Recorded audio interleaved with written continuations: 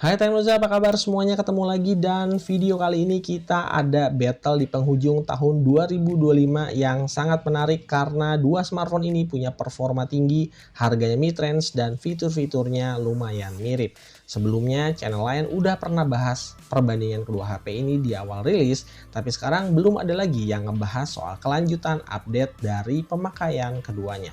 Perlu diingat kalau potensi sebenarnya dari sebuah smartphone adalah ketika sudah mendapatkan optimalisasi. So langsung aja di sebelah kiri ada Infinix GT30 Pro, di sebelah kanan ada Poco X7 Pro. Simak videonya sampai habis dan jangan lupa kasih like dan supportnya nanti di akhir video. FYI, saat video dibuat di awal November, versi software update Poco X7 Pro menggunakan HyperOS 2.0.204.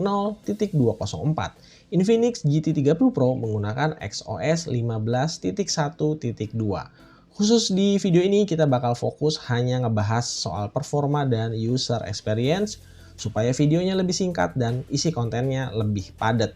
Khusus untuk sektor kamera akan dilanjutin di video terpisah, so pastiin jangan lupa subscribe channel ini dan nyalain lonceng notifikasinya. Bicarain soal UI berarti bicarain selera dan setiap orang punya selera yang berbeda. XOS dan HyperOS secara desain dan tampilan keduanya mirip banget dan banyak kesamaan.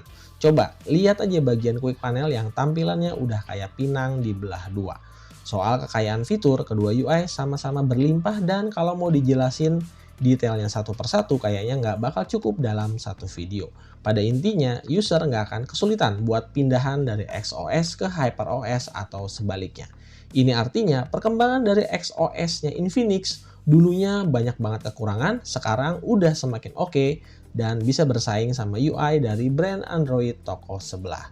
Sebagai info aja untuk besaran size ROM bawaan, HyperOS di X7 Pro makan lebih banyak storage daripada XOS GT di GT30 Pro. Untuk pengalaman penggunaan di kedua UI-nya walaupun sebenarnya masih mirip-mirip, entah kenapa terkadang saya ngerasa kalau XOS-nya Infinix bisa lebih gesit daripada HyperOS-nya Poco. Navigasi dan pergerakan di layarnya GT30 Pro terasa sedikit lebih smooth. Padahal kalau bicarain spek jeroan, keduanya beda tipis aja di bagian prosesor. Sementara untuk yang lainnya kayak internal storage, tipe storage, besaran RAM, dan tipe RAM, keduanya sama persis. Apakah mungkin karena komputasi di HyperOS lebih berat daripada XOS? Mengingat XOS versi GT dibuat lebih ringan dan tanpa bloatware kalau dibandingin sama XOS yang reguler. Mungkin ini juga jadi alasan kenapa smartphone dari Infinix biasa disebut sebagai pawangnya MediaTek. Nah, di sektor AI, Infinix punya pilihan AI service yang lebih banyak daripada AI service di Poco. So, buat kalian yang aktivitasnya udah mulai ketergantungan sama AI, opsi yang disediain Infinix akan lebih banyak ngebantu. Kalau kita coba tes salah satu fitur AI-nya seperti AI Gallery untuk kebutuhan editing foto, menghapus objek, hasil editan keduanya udah sama-sama bagus. Nah, buat yang tanya update jangka panjangnya kayak gimana, keduanya smartphone ini start dari Android 15, bedanya GT30 Pro hanya dapat dukungan 2+3, sementara Poco X7 Pro 3+4 atau 1 tahun lebih panjang. Ngomongin soal handling, walaupun secara dimensi ketebalan bodinya mirip-mirip, tapi secara bobot Infinix GT30 Pro lebih ringan dan lebih enak digenggam daripada X7 Pro. Kalau soal masalah desain ya balik lagi ke selera, tapi kalau menurut saya GT30 Pro yang varian dark flare aslinya cakep banget. Apalagi backlight RGB-nya masih kelihatan sopan buat user non-gamers. Sayang banget Poco justru nggak masukin varian Hero yang warna kuning hitamnya ke pasar Indonesia. Nah, X7 Pro punya keunggulan mutlak di proteksi IP rating level tertinggi dan ini bikin smartphone jadi lebih tenang kalau mau dipakai di kondisi ekstrim sekalipun. Ke bagian display, dimensinya GT30 Pro sedikit lebih lega dengan sudut-sudut di layar yang lebih mengoval daripada sudut di X7 Pro yang lebih menyiku. Untuk kualitas panel AMOLED, mata saya nggak bisa bohong kalau X7 Pro performanya lebih baik daripada GT30 Pro. Reproduksi warnanya keluar dari X7 Pro overall lebih baik hampir di segala sisi. Mulai dari ketajaman, warna, saturasi, semuanya bisa lebih dapat di X7 Pro. Sementara untuk di keluaran suaranya, speakernya GT30 Pro sedikit lebih baik terutama di sektor bass yang lebih berasa. Nah, layar Infinix GT30 Pro bisa lebih baik di sektor refresh rate. Pertama, refresh rate maksimalnya di 144 Hz, dan yang kedua, refresh rate adjustment-nya bisa 4 level dari 60, 90, 120, dan 144. Kalau di X7 Pro cuma 60 Hz dan 120 Hz. Kalau soal masalah touch response, saya nggak nemu perbedaan yang signifikan di kedua smartphone dan anggap aja berimbang. Sekarang ke bagian yang paling penting, soal performa. Kalau dari data specs, perbedaan antara Dimensity 8400 Ultra versus Dimensity 8350 Ultimate bedanya tipis banget. Saya justru curiga kalau 8350 Ultimate hasil custom dari MediaTek diperuntukkan untuk Infinix karena mungkin 8400 Ultra sendiri punya kontrak eksklusif dengan Poco, makanya nggak bisa dipakai. Kalau lihat dari hasil AnTuTu benchmark dengan posisi mode performance, base score di Poco X7 Pro 1,86 juta poin, sementara base score-nya Infinix GT30 Pro 1,61 juta poin. Jadi ada selisih sekitar 240.000 poin, atau kalau di persentase angkanya ada di kisaran 12%. Dilihat dari pengujian CPU throttling, keduanya juga sama-sama bagus. Skornya masih bisa di atas 80%. Nah, untuk gambaran perbandingan konsumsi baterai ketika dipakai kerja berat, contohnya ngejalanin AnTuTu benchmark, Poco X7 Pro memakan daya baterai sekitar 9%, dan yang menarik, ternyata di GT30 Pro cuma makan 8% daya baterai, padahal kapasitas baterainya di bawah X7 Pro. Yuk kita coba untuk ngerender editan video via CapCut di resolusi 4K 60 fps dengan file dan durasi yang sama. Hasilnya, Poco X7 Pro butuh waktu lebih cepat sekitar setengah menit daripada durasi renderingnya GT30 Pro. Sekarang ke bagian gaming performance test, kita cobain tes mainin 4 game dengan mode performa aktif di kedua smartphone selama kurang lebih 15 menit tiap gameplay dengan settingan yang sama di tiap game buat cari tahu seberapa jauh perbedaannya.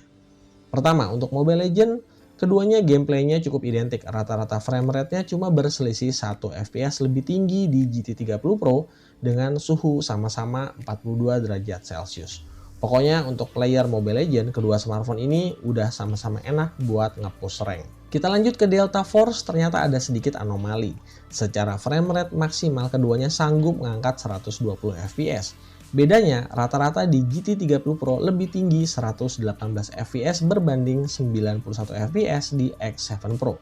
Cuma kelebihannya suhu di X7 Pro bisa lebih adem 2 derajat Celcius. Di game ini performa dan limitasi dari GT30 Pro kelihatan kayak sengaja lebih dilepas. Terbukti FPS gameplaynya bisa lebih stabil, lebih tinggi juga batas atas dengan suhu yang juga lebih tinggi.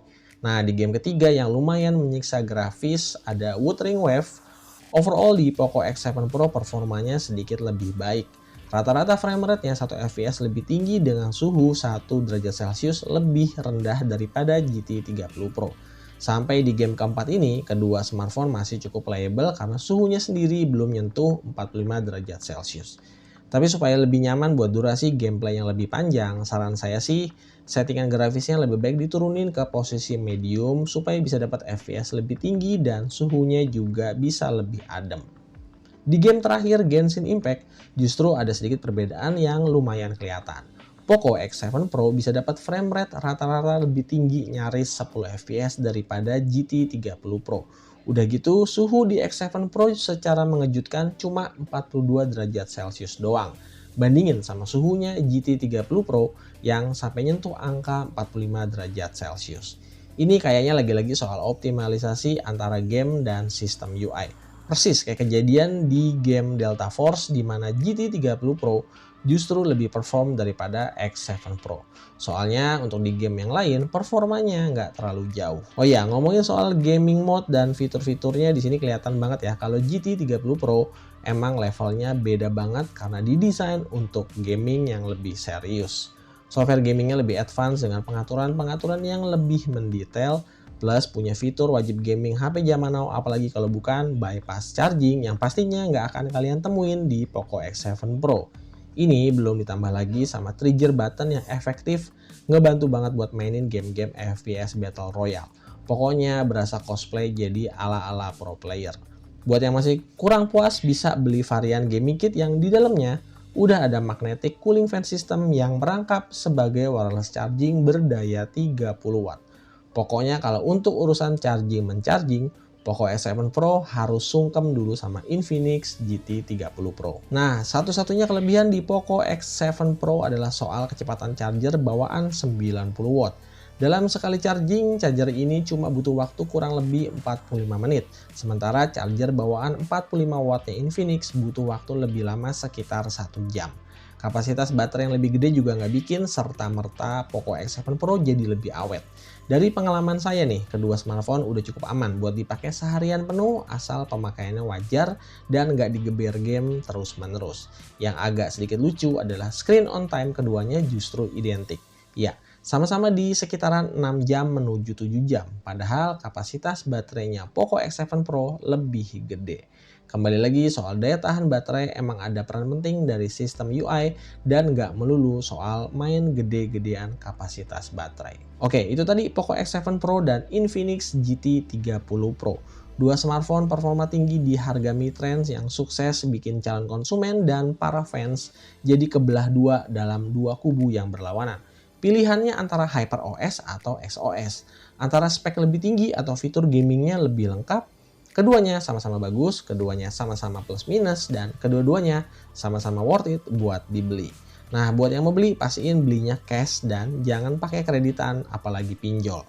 So, kalian tim Infinix atau tim Poco? Coba drop komen di bawah video.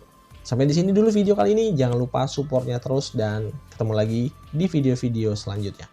Thank you and bye-bye.